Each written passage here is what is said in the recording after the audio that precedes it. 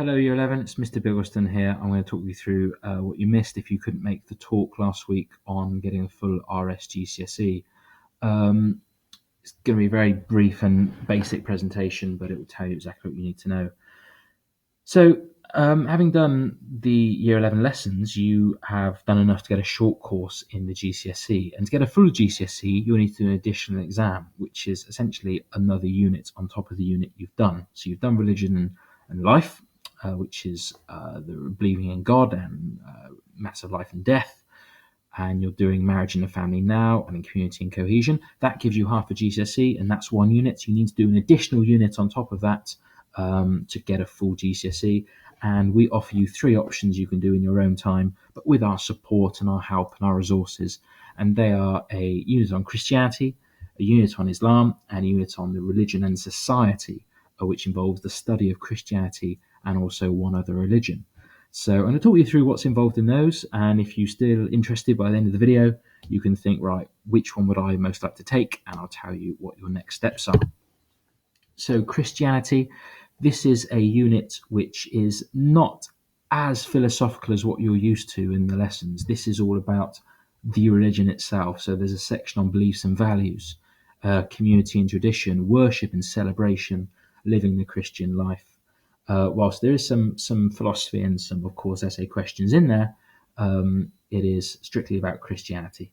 And so if you're a practicing Christian or you know a lot about Christianity from earlier education, this could be the one for you.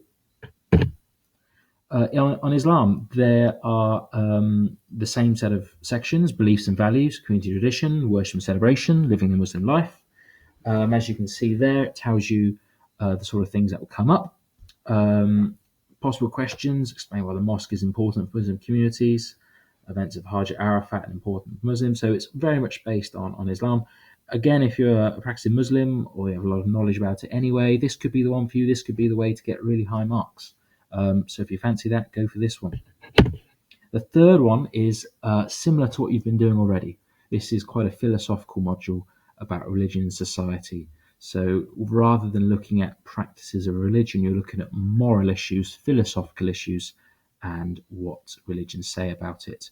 So rights and responsibilities, medical and environmental issues, peace and conflict, crime and punishment. You'll be getting questions like, why is it important to vote in elections? What do religions say about war, or about the death penalty, or about human cloning? For those who are into philosophy and ethics, this would be the one for you. Okay. So how do you get on the course? There's going to be 2 tests, first of which is going to be in the early November of this term, and we're going to let you know very soon when that will be.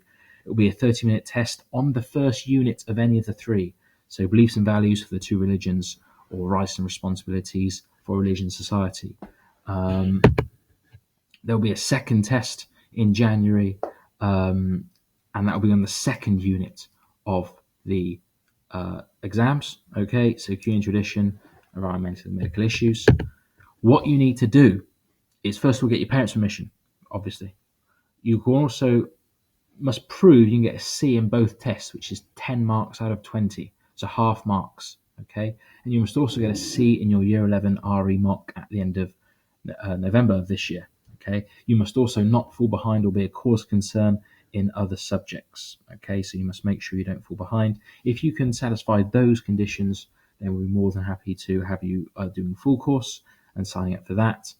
And as I say, in the next few lessons, myself or your RE teacher is going to be telling you how you can, put your name down to come in for the first November test to try and get half marks. That just proves to us that you can really sort of achieve on this, because we don't want it to affect your grade. We'd rather you get an A or an A star in a short course than get a B or a C in your full course. Okay, so that's, I think, all there is in this presentation. Yep.